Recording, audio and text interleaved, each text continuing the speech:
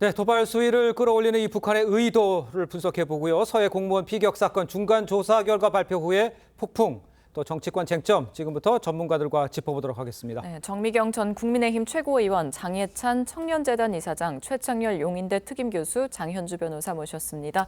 안녕하세요. 네, 반갑습니다. 안녕하세요. 네. 자, 이제 전례 없는 이 연쇄포 사격 도발을 감행한 이 북한 소식부터 좀 짚어보겠습니다. 북한은 어제요, 남측 도발에 대한 대응이다, 이러면서 아주 적반하장식 태도를 보이고 있습니다. 네. 결국 북한 앞으로 도발을 계속할지 더 수위를 끌어올릴지 먼저 어떻게 보시는지 정미경 최고께서 좀 살펴봐 주시죠. 일단 북한은 그 군사 합의, 9.19 군사 합의는 이미 위반을 한 상태고요. 네. 이제 과연 그거에 대해서 이제 우리 정부가 그 이제 합의 파기한 거에 대해서 문제점을 제기하고 그럼 이거는 이제 파기됐다라고 선언을 할 것인지 우리가 먼저. 예. 네. 아니면 그 합의를 파기한 걸 저는 사실 유엔 쪽에도 그다음에 미국 쪽에도 얘기를 해서 사실 그쪽에서 먼저 움직일 수 있는 방법이 있다면 좀 모색을 해보는 게 좋겠다라는 예. 지금 생각을 갖고 있고요. 네네. 그냥 지금 국민들께서 이제 느끼시는 거, 제가 이제 일반적으로 이렇게 밖에 나가서 듣는 거는 예. 뭐냐면 이번 경우에는 좀 더 심각한 상황이 벌어질 수도 있는 게 아니냐라는 생각을 되게 많이 하고 계시는 것 같아요. 예. 그러면 이럴수록 사실은 뭐냐면 대화를 우리가 언제 대화를 안 한 적이 없잖아요. 대화를 한다고 했지만 문재인 정권 5년 내내 대화한다고 했지만 결국에는 우회적으로 북한의 핵을 공고히 해주는 그런 상황을 만들어 버린 거잖아요. 예. 그러니까 제가 볼 때는 이제는 그 또 다른 그러니까 핵에는 핵이라는 이런 얘기가 나오는 게 저는 나쁘지는 않다고 봐요. 왜냐하면 이런 얘기들이 줄곧 나오면 왜냐하면 건너야 할 산들이 되게 많아요. 많죠. 예. 왜냐하면 미국의 입장도 있는 거고 중국의 여러 가지 지금 복잡하잖아요. 예. 그러면 사실은 이런 문제가 나와서 핵을 우리가 보유하는 상황에까지 이르게 된다면 멀지만 네네. 그런 시점이 돼서야 다시 비핵화 문제가 저는 또 나와서 효과적으로 대응할 수 있다고 보지. 예. 지금 이 상태에서 비핵화 얘기를 해봤자 이미 그거는 상식이 너무 넘어간 얘기이기 때문에요. 예. 이거는 좀 다른 방식으로 모색할 필요가 예. 있다라고 봅니다. 지금 앞서서 유엔이나 또 미국이 먼저 움직일 방법을 좀 찾아봐야 되지 않나 이렇게 말씀해 주셨는데 그렇죠. 또 북한 측에서 우리를 자극해서 우리 손으로 9.19 군사 합의 먼저 좀 파기하길 바라는 것 같다 이런 얘기도 나오거든요. 어떻게 그러니까요. 보세요? 북한은 뭐 자신들이 세우는 그 수순에 따라서 하는 것 같아요. 예. 핵실험, 7차 핵실험에 대해서는 전망이 갈리긴 하는데 예. 지금으로 봐서는 좀 핵실험 할 가능성이 높아 보이고 예. 지금 북한이 핵무력 법제화라는 걸 최근에 했잖아요. 네. 거기에 따라서 가는 거고 그리고 자신들이 또 이런 재래식 무기도 그렇고 미사일도 그렇고 네. 비단 핵무기 문제만이 아니거든요. 지금 이 예. 상황이 지금 대단히 안보적으로 위험하다는 생각이 들어요. 근데 문제는 지금 9.19 군사합의 파기 여부가 지금 우리 내부에서 논의가 되고 있는데 네. 이거는 쉽게 할 문제가 아니라고 생각해요. 그렇죠. 합의 파기를 우리가 먼저 할 이유가 하나도 없죠. 네. 합의 파기를 우리가 먼저 하게 된다면 북한이 바라는 바죠, 그거는. 남한이 저렇게 도발을 해왔고 그래서 자신들이 지금 도발한다고 이렇게 대응한다고 네. 거 아니겠어요? 예. 근데 우리가 합의 파기하면 봐라, 우리 말이 맞지 않느냐 이렇게 나올 거란 말이에요. 그 군사 합의를 우리가 파기할 이유는 없고 지금 우리 쪽에서 미군이 다연장 로켓 발사한 것도 합의 파기라고 주장하고 있는 거잖아요, 북한이. 그건 군사 합의 파기가 아니란 말이죠. 그래서 예. 군사합의 파기에 대해서 너무 강경한 목소리를 낼 필요는 없다. 그건 북한이 바라는 바일 거다. 그래서 좀 자제할 필요가 있다고 생각합니다. 그 부분. 지금 또 미국은 북한을 향해서 비핵화 대화는 아직 열려 있다 이렇게 얘기를 했거든요. 네. 외교와 대화는 열려 있다는 입장인데 우리와 미국, 북한에 좀 어떻게 대응을 해야 될까요? 그 원칙을 견지해야죠. 윤석열 대통령이 담대한 구상을 제안하지 않았습니까? 네. 네. 북한이 비핵화 포기에 대한 진정성 있는 의지만 보인다 하더라도 경제적 보상이 충분히 주어질 수 있다라는 이 사실상의 당근을 북한 측에게 먼저 제시했는데 네. 북한이 지금 법률적으로 핵무기 사용할 수 있는 근거까지 마련하면서 폭주하고 있는 상황입니다. 예. 이 상황에서 대화의 문이 열려 있다고 말하는 것은 당연하지만 그렇다고 굴종적으로 대화 좀 해달라고 비굴하게 북한에게 애원할 수도 없습니다. 그 지난 5년의 결과가 북한의 핵무기 고도화로 우리에게 정말 감당하기 힘든 결과표로 돌아오지 않았습니까? 예. 그런 만큼 북한이 어떤 도발을 하더라도 우리는 강력한 한미동맹, 나아가서 한미일 안보 협력 체계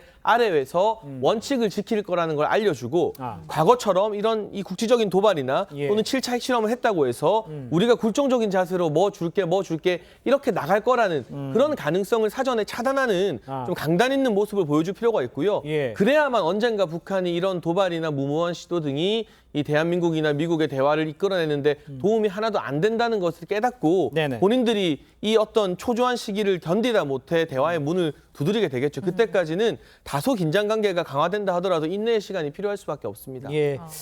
그 장현주 변호사에게 이렇게 여쭤볼게요. 지금 이제 물론 9.19 합의 파기가 쉽지 않은 건 맞는데 도발은 계속될 거란 말이죠. 그리고 걱정되는 것들은 7차 핵실험을 언제 하느냐. 이거 하면 우리는 어떻게 대응하나. 이것도 관심인데 중국의 당대회가 끝나고 할 것 같다. 이런 얘기도 있어요. 어떻게 대응해야 됩니까? 일단 중국 당대회가 오늘 개막을 합니다. 네. 그리고 그 당대회에서는 사실상 시진핑의 3연임이 어떤 대관식이 이루어질 거다라는 예측들이 많기 때문에요. 예. 사실 시진핑의 굉장히 중요한 행사가 있는 중국의 상황에 대해서 북한이 고려하지 않을 수는 없다고 보입니다. 네네. 그렇기 때문에 적어도 중국 당대회 중에는 핵실험이 일어나지 않을 것이다. 그러니까 중국 당대회 이후 그리고 네. 미국이 이제 11월에 또 이제 중간 선거가 있기 때문에요. 예. 그 기간 사이에 7차 핵실험이 있을 거다라는 분석들이 많이 나오고는 있습니다. 네. 근데 뭐 저뿐만 아니라 모든 국민들이 바라시겠지만 7차 핵실험 자체가 없기를 좀 간절히 바라겠습니다. 그렇지만 상황적으로 봤을 땐 7차 핵실험 교수님께서는 어떻게 보십니까? 할 것 같습니까? 저보다 할 것 같아요. 예.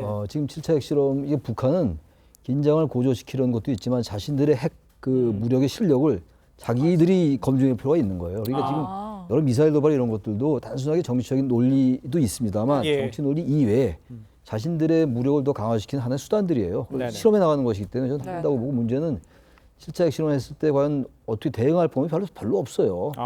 그것도 뭐 어떻게 우리가 그렇게 전술핵 가짜라는 것만 할 수 있겠어요? 네. 전술핵을 갖는다든지 핵 공유 이런 문제는 워낙 복잡한 문제들이기 때문에 예. 쉽지가 않은데 저는 걱정되는 게 7차 핵실험을 하게 되면 이제 우리 국내 정치적으로 전술핵 문제, 핵 공유 문제 이런 게 막 나올 거란 말이에요. 지금 나오고 있는데 그렇죠. 여기에 대해서 합의가 모색되지 않을 때 오히려 전 남쪽 내에서의 갈등 같은 게도 우려되는 면도 있어요. 솔직히. 말씀드려서. 예. 예. 알겠습니다. 자, 저희 다음 주제로 좀 넘어가 보도록 하겠습니다. 자, 2020년 서해 공무원 이피격 사건에 대한 이 감사원의 중간 조사 발표 후에 지금 여야 공방도 뜨거워지고 있는 상황입니다. 여야의 먼저 입장부터 들어보고 자세히 이야기를 나눠보도록 하겠습니다. 설마 했는데 우려했던 대로의 충격적인 감사 결과에 참담한 마음입니다. 청와대와 정부가 월북 조작을 위해서는 그 어느 때보다도 기민하게 대응했습니다. 조작감사입니다. 청구감사입니다. 대통령실의 주파수를 맞추고 정권의 입맛에 맞는 결과를 만들어냈습니다. 타락한 감사원의 현실이 참담할 뿐입니다. 자, 민주당에서의 입장은요, 정권의 입맛에 맞는 감사라는 입장 속에서 감사 절차 위법하다 이렇게 주장하게 나오고 있습니다. 네. 이 배경이 뭔지 장현주 변호사님께서 좀 설명해 주세요. 민주당 입장부터 좀 정리를 해주세요. 그렇습니다. 감사원의 이번 감사가 뭐 내용도 내용이지만 그 절차가 법에 위반된다는 주장입니다. 네. 왜냐하면 감사원이라는 것은 헌법상 합의제 행정기관입니다. 예. 감사위원회 어떤 의결을 받아서 감사를 할지 여부도 결정해야 되는데 예. 감사위원회의 의결 자체가 없었기 때문에 이번 감사는 절차적으로 위법하다는 것이고 예. 또 이렇게 중간 그 감사 결과를 발표할 때 이것이 지금 현재 수사 중인 사건이기 때문에 감사위원들이 결과 발표에 대해서 반대했다라는 얘기들이 있습니다. 근데 그럼에도 지금 어떤 발표를 중간 발표를 강행하는 모습들도 좀 적절하지 않다라는 주장인 것이고 그리고 네. 수사 의뢰를 하는 과정에서도 예. 감사위원회 의결이나 이런 거 없이 뭐 감사원장과 사무총장이 뭔가 그 법과 규칙에 정해져 있는 것을 우회해서 무리하게 수사 의뢰를 한 것이 아니냐라는 그런 절차상의 흠결 문제를 지적하고 있습니다. 알겠습니다. 지금 변호사님 말씀처럼 감사 내용도 조작이고 절차마저 위법하다. 이게 민주당의 주장이고요. 국민의힘에서는 월북을 속단하고 정보를 은폐한 것이다. 이렇게 좀 맞서고 있죠. 지금.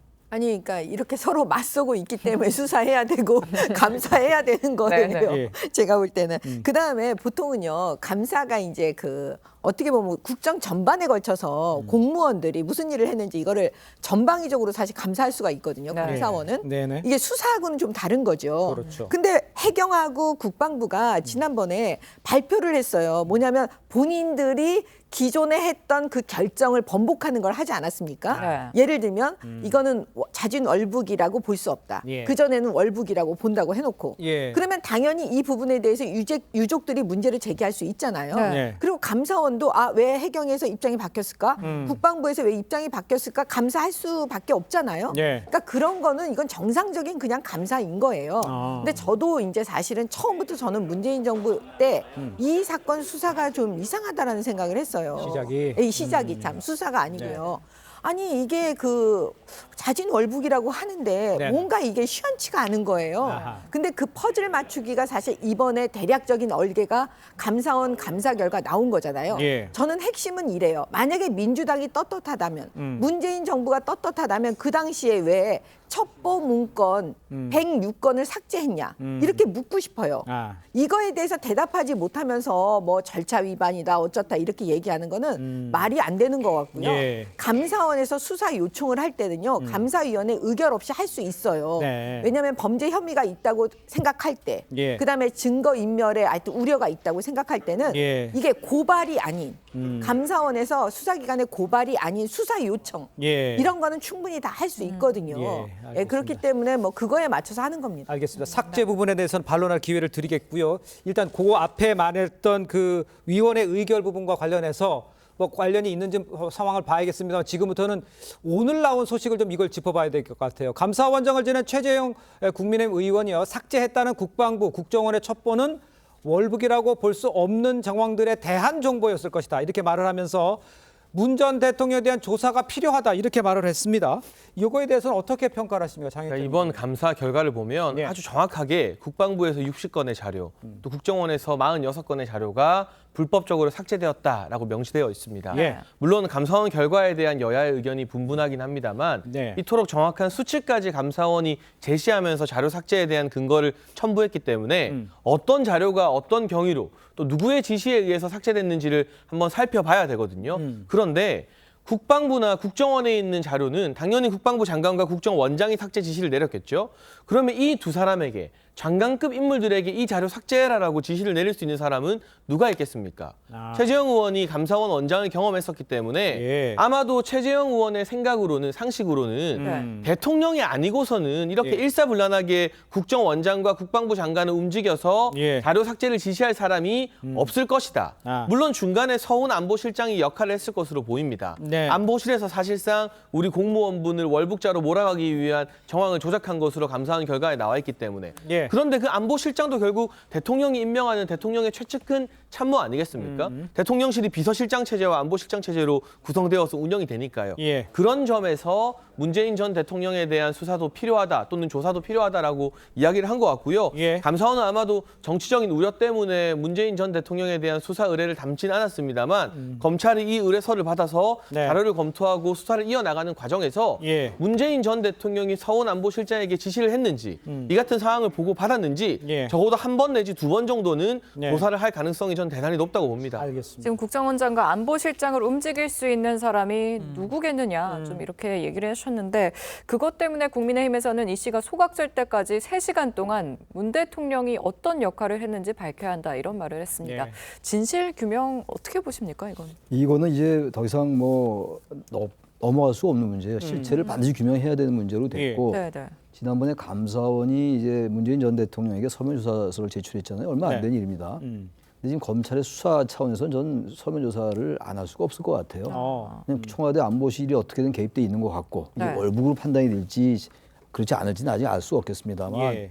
그렇다면 안보실장을 조사하게 된다면은 불가피하게 대통령에 대한 전 대통령에 대해서 조사가 필요하다고 생각하고 그렇게 된다면은 전직 대통령이라 해서 예외가 될 수 없겠죠. 예. 전직 대통령도 성역이 아닌데 단지 그 전에 이게 월북이냐 월북이 아니냐가 분명해진다면 전직 네. 대통령이 굳이 조사를 해가지고 또 정치적인 정쟁으로 갈 필요는 없겠습니다만 예. 그래도 뭐가 밝혀지지 않을 때 네. 실체적 진실 규명이 안 된다면 저는 전 대통령에 대한 수사가 네네. 서면 수사하겠습니다만 예. 불가피하지 않겠는가라고 생각합니다. 알겠습니다. 정비영 최고위원 아까 얘기했던 그 자료 삭제 부분에서 반론 기회 제가 드린다고 그랬는데요. 장현주 변호사님. 네, 뭐 자료 삭제 은폐에 대해서 감사원에서 여러 가지 얘기들이 나왔습니다. 네. 근데 다만 이제 민주당에서 바라보는 것은 그것이 이제 자료 삭제라고 하기에는 원본들이 다 남아 있다라는 얘기들이 있는 것이고 예. 그리고 과연 첩보들을 그 보안의 영역에서 좀 관리하는 주체들을 줄이기 위해서 이게 삭제한 것을 과연 이것을 자료 삭제, 원본 삭제로 볼 수 있느냐 얘기들이 좀 있는 것 같습니다. 예. 그렇지만 이 부분도 이제 의원이 말씀해 주신 것처럼 뭐 검찰에서도 계속 수사하고 있고 감사원에서 계속 보고 있기 때문에 앞으로 상황이 어떻게 되는지를 좀 더 지켜봐야 될 것 같습니다. 예. 다만 감사원이 이번에 감사 결과를 발표하면서 뭐 서훈 전 실장이라든지 박지원 전 원장에 대해서 수사 의뢰를 한 부분에 대해서 증거인멸과 도주의 염려가 있기 때문에 그 어떻게 보면 감사위원회 의결이 없이 직권으로 예. 수사 의뢰를 한 것으로 보이긴 하는데요. 이 예. 부분은 정말 판단의 영역인 것 같습니다. 증거인멸과 도주의 우려가 있는지 여부는 이제 감사원장이 판단하신 것 같은데 예. 사실 증거인멸이라고 하기에는 이미 증거들, 그러니까 그 당시에 2년 전에 있었던 서류들이라든지 각종 첩보나 자료들은 이미 정부의 손에 있는 것이지 그 지금 수사 의뢰되신 분들이 인멸할 수 있는 뭐 성질의 증거라고 보긴 좀 어려울 것 같거든요. 그렇다고 예. 본다면 어떤 증거인멸의 우려나 도주의 우려가 있다고 보셨는지에 대해서도 또 앞으로 계속 좀 검찰에서도 얘기가 나와야 될 것 같습니다. 그거를 하나 여쭤볼게요. 이 자진 월북이냐 아니냐의 관계의 문제는 논쟁거리가 있을 수 있는데 지금 감사 결과에 나온 걸 보니까 아니 내가 안 본 걸로 하겠다라는 이런 얘기가 그건 도대체 이걸 어떻게 이해를 해야 되는 건지 모르겠어요. 저도 정말 그 지점은 아마 수사를 하면은 네. 금방 나올 것 같아요. 왜냐하면 해양경찰청장 당시 청장이면 사실 수사를 다 한 사람이고 수사에 대해서 아는 사람들이에요. 그러니까요. 그러니까 더 이상한 거죠. 그게 왜 그러냐면 보통 구명조끼를 우리 거 입고 구명조끼 입고 예. 표류됐다 이렇게 되면 자진월북의 하나의 근거가 될 수 있잖아요. 그렇겠죠. 그러니까 그런 식으로 이제 몰아갔죠, 사실 언론에서. 예, 예, 예. 근데 지금 보니까 그 구명조끼에요 한자가 써 있었대요. 네. 그러니까 우리 게 아니라는 게 지금 나온 거잖아요. 그렇습니다. 그러니까 그 당시에 이 사람들은 알았던 거예요. 그러니까 나 그 한자 그거 안 본 걸로 할게. 네. 이렇게 얘기를 그 당시 그 가장 최고위에 있는 사람이 얘기를 한 거죠. 그러니까요. 예, 그러면 결국은 그때 당시 그 청와대 안보실에서 아. 월북으로 대응하라. 이 말을 듣고 지금 이런 일들이 벌어진 거라서 예. 문제는 그 삭제도 마찬가지인 거죠. 아. 아니 원본이 있다라고 지금 민주당에서는 계속 얘기를 하거든요. 예. 원본이 있으니까 뭐 삭제한데 그게 뭔 상관이야.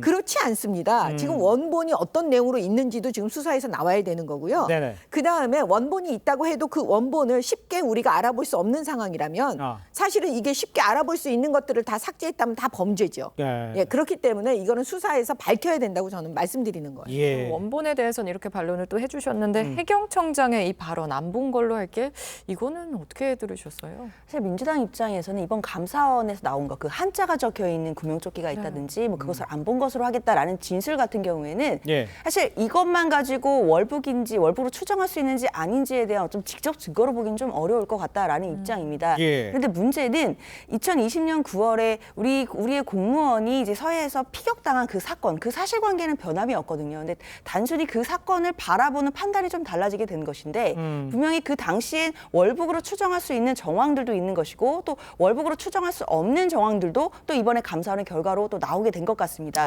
그렇다고 한다면 이 두 가지 어떤 상반된 자료들이 지금 혼란이 되어 있고 국민들 입장에서는 그 당시 SI나 첩보를 전체를 다 볼 수 없는 상황이기 때문에 예. 지금 결론을 내기가 좀 어려운 상황인 것 같습니다. 네네. 그렇기 때문에 민주당에서는 2020년 9월 24일에 국회 국방위에서 있었던 그 비공개 회의록 그걸 좀 공개하자라는 얘기들이 나오고 있거든요. 예. 당시에는 분명히 월북으로 추정할 수 있는 정황들이 많이 나온 것 같고 네네. 그렇기 때문에 여야 의원들이 월북으로 추정된다라는 취지에 다 합치해서 그 당시 회의록들이 작성된 것으로 보이기 때문에 그 당시에 비공개 회의록도 좀 공개를 해서 어떤 정황이 있었길래 그 당시에는 월북으로 추정을 했었는지도 좀 살펴봐야 될 것 같습니다. 그 교수님 그 최재형 감사 전 이제 의원이죠. 최재형 의원이 얘기한 문 대통령에 대한 수사 요청까지 해야 된다.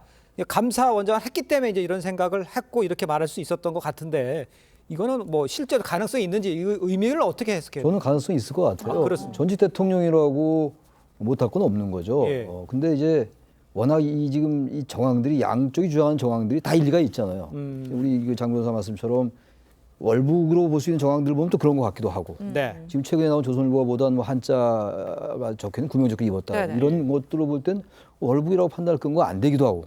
그래서 이게 수사의 영역으로 갈 수밖에 없는 건데 예. 근데 결국 이제 청와대 안보실이 그런 지지를 했느냐 문제 아니에요? 청와대 네네네. 안보실 지지를 했다면 청와대 안보실장은 그럼 결국 대통령의 지지를 받았느냐 여부. 이건 나중에 실체적 규명을 할 때 굉장히 중요할 수 있을 것 같아서 예.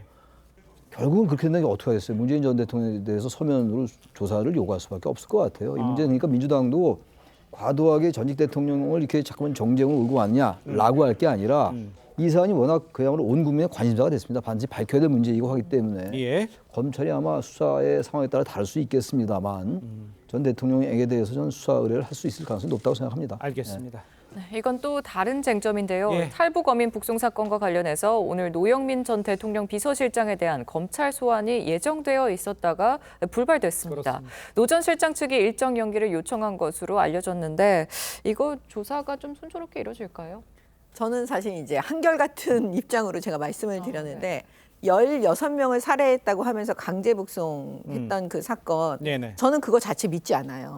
사실 지금 민주당의 입장을 저는 믿지 않고 그때 문재인 정부의 입장을 믿지 않습니다. 예. 이게 왜 그러냐면 지금 이번에 그 우리 서해 공무원 이 피살 사살 소각된 이 사건에 대해서 지금 감사원 감사 결과는 결국은 이거는 진실을 은폐하려고 했다라는 게 지금 드러나고 있잖아요. 네. 예.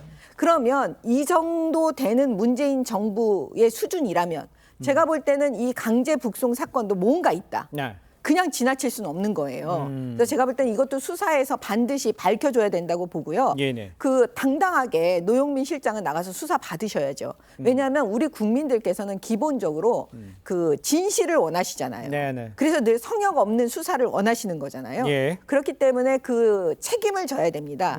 문재인 정부에서 일하셨던 분들, 그다음에 문재인 대통령도 대통령답게 저는 책임지는 모습을 국민들께 보여드려야 된다고 생각해요. 알겠습니다. 어떻게 들으셨어요? 네. 사실 뭐 저도 최고님의 말씀에 동의합니다. 이 부분에 대해서도 실체관계가 밝혀져야 되는 거 맞고요. 그리고 이제 검찰에서 수사를 하고 있으니까 당시에 책임인들이 분들 계신다면 수사에 적극적으로 협조해야 될 것 같습니다. 예. 다만 이제 노영민 이제 전 비서실장 같은 경우에 뭐 수사에 협조하지 않기 위해서 오늘 뭔가 일정이 어그러진 것 같지는 않고요. 다만 이 일정이 언론을 통해서 먼저 공개가 되고 하다 보니까 아무래도 이제 사전에 일정을 다시 한번 조율을 해서 네. 또 조사 절차에 또 참석하려고 하는 것 같습니다. 예. 어떻게 됐든 이 사건 같은 경우에도 진실관계가 좀 빠르게 규명이 돼서 국민적인 의혹을 풀어야 될 것 같습니다. 알겠습니다. 통일부 김현철 장관 같은 경우는 비공개를 했기 때문에 아마 공개 그거 때문에 그런 게 아닌가 뭐 이렇게 생각은 할 수 있을 것 같아요. 알겠습니다. 다음 상황도 좀 저희가 짚어보도록 하겠습니다. 자, 지금부터는 대통령 퇴진론을 이어가는 민주당 김용민 의원에 대해서 좀 이야기를 나눠봐야 할 것 같습니다. 지난 8일이었습니다. 윤 대통령 퇴진 촛불 집회에서 김 의원은 빨리 퇴진할 수 있도록 해야 한다 이런 식의 발언을 했어요. 현역 국회의원이 퇴진 집회에 참석을 해서 퇴진을 언급한 거 이게 어떤 의미인지를 생각을 해야 될 것 같아요. 장혜찬 이사장님. 그 사실상의 대선 불복이죠. 민주당의 그냥 의원도 아니죠. 철험의 핵심 멤버이고 직전 지도부의 수석 최고위원이었습니다. 네. 이런 분이 탄핵 집회 나가서 탄핵에 대한 이야기를 하고 민주당 지도부가 선을 긋는데도 불구하고 계속해서 자기는 이 집회 나가겠다고 말을 하고 있잖아요. 그럼 민주당 지도부가 이제 결단해야 됩니다. 이재명 대표와 박홍구 원내대표가 당 지도부 차원에서 김용민 의원에게 주의 조치를 내리고 이런 징계나 탄핵과 관련된 발언을 하지 말라고 선을 그을 것인지 아니면 그냥 개인 의견으로 치부하게 되면 김용민 의원 다음에는 뭐 안민석 의원부터 해서 우리처럼의 쟁쟁한 훌륭한 민주당 의원들이 다 나가겠죠. 그럼 민주당 지도부가 사실상 방관하고 묵인하고 등 떠밀어 주는 거예요. 그러니까 이 김용민 의원에 대해서 의원 개인을 비판하는 게 의미 있는 것이 아니라 이재명 대표를 필두로 한 민주당 지도부의 입장이 정확하게 무엇인지 우리가 들어야 될 그런 이유가 있을 것 같습니다. 알겠습니다. 지금 민주당 지도부 얘기하셨는데 예. 일단 같은 야권인 박수현 전 대통령 비서실 국민소통 수석조차도 집회에 왜 의원이 가냐 이러면서 강하게 비판을 했습니다. 어떻게 보셨어요? 집회 의원이 갈 수 있죠. 네네네. 있는데 저는 김용민 의원이 어떤 분이에요. 지난 2019년도에 그 조국 사태 때 아주 그 앞장서서 강경한 목소리를 냈던 분이고 그렇죠. 거의 뭐 무조건적 이 정도까지는 아니지만 그 정도로 아주 그 조국 전 장관을 옹호했던 사람이에요. 예. 예. 몇 명 중에 하나예요. 그때 박주민 의원, 김영민 의원 몇 명들이 있는데 그렇습니다. 또다시 왜 이런 모습을 보이냐고요. 이거 하나의 선동이에요, 선동.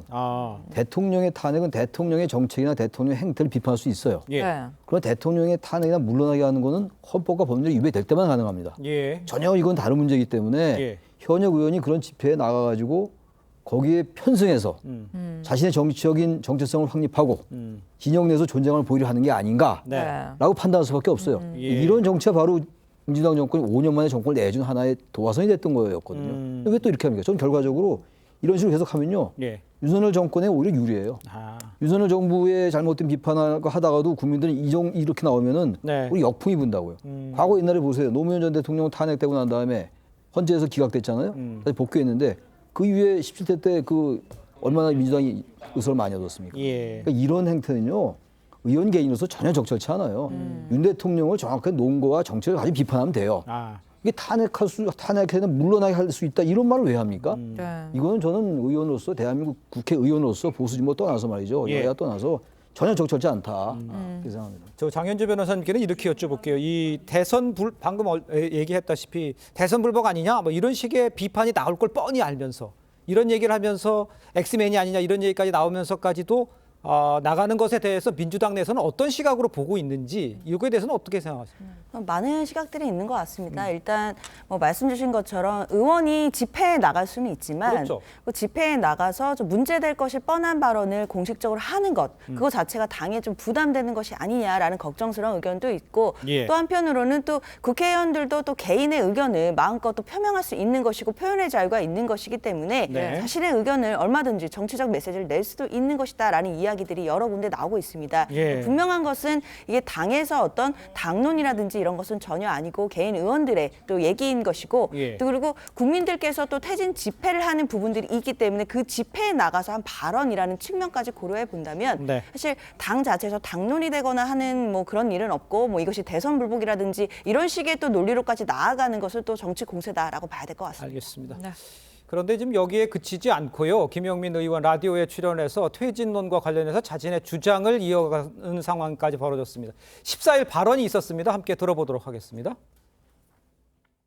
국민들이 바라볼 때 임계치가 확 넘어버리면은 사퇴를 하거나 탄핵 절차를 가거나 둘 중에 하나밖에 선택할 수 있는 길이 없는 상황까지 올 수도 있다. 총선에 임박했을 때 국민의힘 쪽에서도 총선 결과를 장담할 수 없는 상황이 된다라고 하면은 대통령 퇴진론이 그 당내에서도 나올 수 있다라고 저는 예상합니다. 아니면 적어도 탈당해라라는 얘기부터 시작해서 그쪽에서도 대통령과 거리두기 하려는 것들은 나올 수 있다라고 예상합니다. 네, 들으신 대로 김용민 의원은 이 총선 결과 장담 못하면 대통령 퇴진론이 국민의힘 당내에서도 나올 수 있다 이런 말을 했거든요. 어떻게 들으셨습니까? 황당하죠. 그 뭐냐면 지금 김용민 의원은요. 자기 혼자 저렇게 말하고 자기 혼자 저렇게 결정하고 했다고 생각 안 해요. 저희 국민의힘 쪽에서는. 그렇습니까? 그게 무슨 말이냐면 네. 눈에 보이지 않는 어떤 플랜이 있다. 민주당은. 아. 그러니까 1번 타자가 누구고 2번 타자가 누구고 이거 뭔가 눈에 보이지 않는 스크럽을 일단 짜고 개인적인 예, 분석이 개인적인 예. 분석이에요. 예, 이렇게 가고 있는 것이 아니냐라는 네네. 생각을 해요. 역시나 안민석 의원이 또 들고 나왔잖아요. 예. 그러면 이제 그 다음엔 또 누가 들고 나올지 이제 저희가 바라보고 있는 거예요. 물론 제 개인적 생각입니다. 네네. 그리고 결과적으로 이제 그 김용민 의원이 나와서 방송에서 저렇게 얘기하는 건 네. 자기가 하는 말에 어떤 정당화를 위해서 그 중에 하나로 국민의힘을 끌어들이면서 이렇게 얘기하고 있는 거거든요. 예. 그러면 사실 우리 쪽 입장에서 딱 들을 때는 아 결국 말장난을 또 저런 식으로 계속 이어가고 있구나. 솔직히 이렇게 생각하고 있습니다. 그렇군요. 지금 말씀하신 그 눈에 보이지 않는 스크럼을 짜고 있다. 뭐 아까 아니라고 말씀을 해주셨습니다만 이런 분위기도 좀 있지는 않아요? 저는 개인적으로는 전혀 그런 분위기나 그렇습니까? 얘기를 들어본 적은 없는 것 같습니다. 예. 그렇기 때문에 뭐 우려하시는 그 당내에서 어떤 그런 분위기가 선동되거나 이런 건 전혀 없다고 봐야 될 것 같고요. 예. 그냥 어떤 국회의원들의 개인적인 의견이었다라고 봐야 될 것 같습니다. 예, 알겠습니다.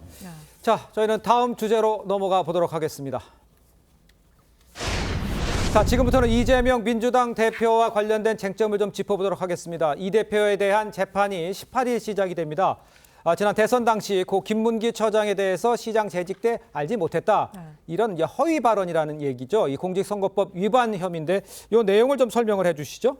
그렇습니다. 이제 18일이니까 내일 모레죠. 내일 모레부터 첫 재판이 시작이 되는데요. 예. 공판 준비기일이라고 해서 그 당시에는 뭐 증거 정리나 쟁점들을 정리하는 이제 재판이라고 보시면 되겠습니다. 일단 이재명 대표가 잘 아시다시피 공직선거법 위반으로 기소가 된 상태인데요.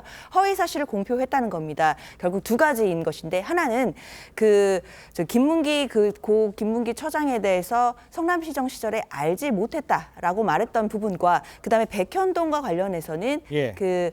국토부에서 안 해주면 직권남용으로 처벌하겠다라고 해서 협박을 했다. 그랬기 때문에 용도 변경을 시켜줬다라는 취지로 발언을 했다라는 그 두 가지가 허위라는 부분입니다. 예. 그래서 허위사실 공표죄로 지금 공소장이 발부되고 그래서 기소가 돼서 지금 현재 18일에 첫 번째 재판이 예정된 상태입니다. 그렇습니다. 이번 재판에서 100만 원 이상의 벌금형이 확정되면 의원직을 잃게 될 수 있고 또 이 대표는 차기 대선에도 출마할 수 없게 됩니다. 이건 양쪽 다 여쭤볼게요. 그러니까요. 일단 어떻게 좀 전망하세요? 그러니까 제가 김용민 의원이 했던 말을 그대로 받아서 돌려드리면 네. 만약에 1심 결과 100만 원 이상의 벌금형이 총선 전에 선고되거나 네. 여러 가지 사법적 의혹들이 실체적 진실로 드러나게 된다면 예. 오히려 민주당 내부에서 이재명 대표에게 탈당하라는 목소리가 나올 수 있어요. 네네. 저도 사적으로 방송에서 만나는 소위 말하는 정통 찐 친문 정치인들 제 어깨 많이 두드려 주시면서 이재명 대표 비판 더 열심히 하라고 하십니다. 국회의원 중에도 그런 분 있었어요. 제가 예. 굳이 뭐 실명을 밝히진 않겠습니다만. 예. 그래서 오히려 당 내에서 지금 리스크가 더 큰 쪽, 그리고 실질적으로 총선을 진두지휘할 장수가 없어질 가능성이 더 큰 정당은 더불어민주당이지 않겠는가. 물론 이재명 대표와 관련된 성남FC나 쌍방울 등등의 사건은 실체적 진실, 그 측근인 이화영 전 경기부지사까지도 이제 구속 기소가 되었습니다만 예. 시간이 좀 더 걸릴 거예요. 그런데 공직선거법상 허위 발언 이 부분은 굉장히 엄하게 다룹니다. 제가 이 자리에서도 말씀드렸지만 예. 이재명 대표의 최측근인 안성의 이규민 의원 같은 경우는 자동차 전용 도로랑 고속도로 잘못 기재했다가 의원직 박탈됐거든요. 네, 맞아요. 그리고 지난 지방선거에서 재보궐이 실시됐습니다. 예. 그런데 국토부가 협박해서 백현동 용도 부지 변경해줬다는 발언이 만약 허위라면 이건 자동차 전용 도로 잘못 쓴 것보다 훨씬 더 엄중하게 국민을 예. 기만한 행위 아니겠습니까? 그리고 우리 법원에서는 공직선거법 판결 같은 경우는 공소시효 끝나고 기소된 이후 6개월 안에 1심 판결을 내리도록 권고하고 있습니다. 네. 물론 최근에는 그 권고가 좀 잘 안 지켜져서 재판이 늘어지는 추세입니다만 예. 사실상 권고는 지키라고 있는 거겠죠. 그렇다면 6개월 안에 가능한 뭐 빠른 시일 안에 이게 무죄인지 유죄인지가 좀 국민들께 알려줘야 된다고 생각을 하는데요. 예. 그 기추가 상당히 주목된다고 보입니다. 알겠습니다. 장현주 변호사님께는 이렇게 여쭤볼게요. 알지 못했다라는 거를 증명하기가 쉽지 않을 것이다. 이게 지금 민주당의 생각이신 건가요? 그렇습니다. 그 허위사실 공표는 말 그대로 허위. 그러니까 객관적으로 봤을 때 진실인지 아닌지를 따질 수 있는 허위 사실이 있어야 됩니다. 근데 고 김문기 처장은 성남시장 재직 시절에 몰랐다라고 하는 것은 좀 내심의 의사이기 때문에 그 기억의 영역입니다. 그렇다면 예. 그 기억의 영역이 과연 허위였는지 진짜였는지를 가릴 수 있느냐. 그럼 허위 사실 자체에 해당되느냐의 문제가 생기고 예. 그러면 공직선거법상 허위사실 공표죄의 어떤 구성 요건에 해당되지 않을 가능성이 있다라는 것이 주장입니다. 예, 지금 그렇군요. 재판 결과는 물론 지켜봐야 되는데 방금 말씀하셨던 그 민주당 내에서도 물론 재판 결과에 따라서 보겠지만 민주당 내에서 탈당 얘기까지 나올 수 있다. 이거는 어떻게 들으셨어요? 나올 수 없죠. 그 결국은 이제 대통령의 경우는 임기 말에 네. 탈당을 거의 많이 했어요. 네. 대통령들이. 워낙 지지율이 떨어지니까 다음 대선을 해야 되니까 그런 건데 이재명 대표 같은 경우 만약에 이 수사 결과, 재판 결과에 따라서 예. 기소가 되고 나서 이게 시정이 내려진다면 이건 상당한 리스크가 되겠죠. 그렇다면 탈당이 나올 수 있다고 봐요. 그건 단 전제가 있어요. 예. 그런 것 중에서 한두 개라도 유죄가 나올 경우에 하나는 네. 말이라서 아주 조심스러운데 이거는 그래서 입증하기 쉽지는 않을 것 같긴 해요. 이 허위사실 유포라는 게. 예. 그렇게까지 간다면 이제 완전히 이 정부 프레임이 바뀌는 거기 때문에 네. 좀 그럼에도 불구하고 질문에 대한 답변이라면 만약에 그런 걸 전제로 말씀드리면 탈당력이 나올 수 있죠. 못 나올 거 저는 없죠. 유죄가 나올 예. 알겠습니다. 예. 공직선거법상 이번 재판에 대해서는 정비용 측에서는 어떻게 생각하십니까? 이게 이제 쉽게 말씀드리면 거짓말 한 거예요. 그러니까 거짓말 한 걸 입증하는 거거든요. 그렇습니다. 그러면 본인들은 다 거짓말 안 했다 그래요. 그러니까 여러 가지 정황 증거를 보고 사실 이제 판단을 하는 건데요. 예. 핵심은 저는 이게 이제 만약 유죄가 되잖아요. 100만 원 이상이 딱 나오는 순간 이제 어마무시한 후폭풍이 일어나요. 그게 일단은 뭐냐면 돈 다 토해내야 돼요. 그래서 지금 민주당이 아마 토해내는 그 돈이 434억 원이라고 지금 추정하고 있는 것 같아요. 예. 물론 당연히 그 이재명 본인의 기탁금도 내야 되고요. 그렇죠. 그다음에 피선거권 5년 그게 이제 박탈되는 거예요. 예. 그러면 국회법상 국회의원이 피선거권이 없을 때는요, 그 사퇴해야 돼요. 아. 그러면 국회의원직도 날아가는 거예요. 쉽게 말씀드리면. 그렇죠. 네. 그러니까 이런 일들이 벌어지기 때문에 예. 저는 주목해 봐야 되는 거고. 아. 저는 만약에 수사나 재판, 과거에 공직선거법 위반에 허위 사실로 수사되거나 예. 재판받았던 사례를 보면 이 정도 되면 저는 이거는 100만 원 이상 나온다고. 과거의 사례 봤을 때? 과거의 사례를 봤을 때요. 100만 원 이상 나온다고. 판례를 보면은 예. 이런 경우에 그 100만 원 이상 나온 경우가 꽤 있거든요. 예, 알겠습니다. 물론 재판 결과는 지켜봐야 그 당연하죠. 겠습니다. 재판을 네네. 지켜봐야 할 것 같고요. 허위 발언을 어떻게 입증할? 허위 발언이냐? 이게 허위를 어떤 목적을 가지고 하느냐? 요거를 입증하기가 쉽지 않다. 이렇게 이해하면 되겠습니까? 그렇습니다. 이제 내심의 주관적인 인식, 그다음에 기억이라든지 또는 협박을 받았다라고 하는 것은 또 개인의 주관적인 판단이기 때문에 예. 그 영역을 과연 객관적인 사실로 취한해서 예. 허위인지 아닌지를 따질 수 있는지의 부분은 좀 법리적으로 많이 쟁점이 될 것 같습니다. 알겠습니다. 자, 다른 쟁점도 하나 더 짚어보도록 하겠습니다. 이 대표가 국회 국방위원회 위원 신분으로 방위산업체 주식을 사들였다가 13일 매각한 것으로 알려졌습니다.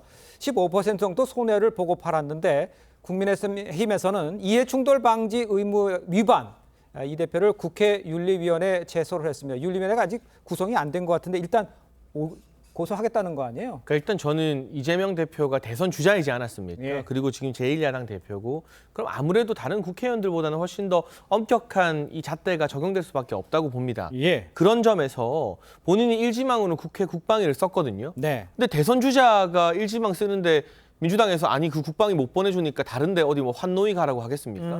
아니잖아요. 예. 그럼 본인이 국방위 갈 거라는 것을 재보궐 당선 직후부터 사실상 결정하고 알고 있었던 셈인데 예. 왜 이걸 미리 처리를 안 해서 이 사단을 만드는지 이건 좀 안타깝고 이해가 안 되는 선택이고요. 네네. 다만 솔직히 국회의원들이 주식 보유 많이 하고 있어요. 그리고 이 백지신탁 같은 경우도 위원회 판결 받으면 또 청탁을 하거나 팔기도 해요. 네. 그래서 이런 것까지 윤리위에 제소할 필요가 있는지 저는 잘 모르겠는데 민주당이요. 과거에 김기현 의원을 윤리위가 아니라 바로 본회의에 올려서 국회 본회의 30일 출석 정지를 먹였어요. 그게 불과 몇 달 전이에요.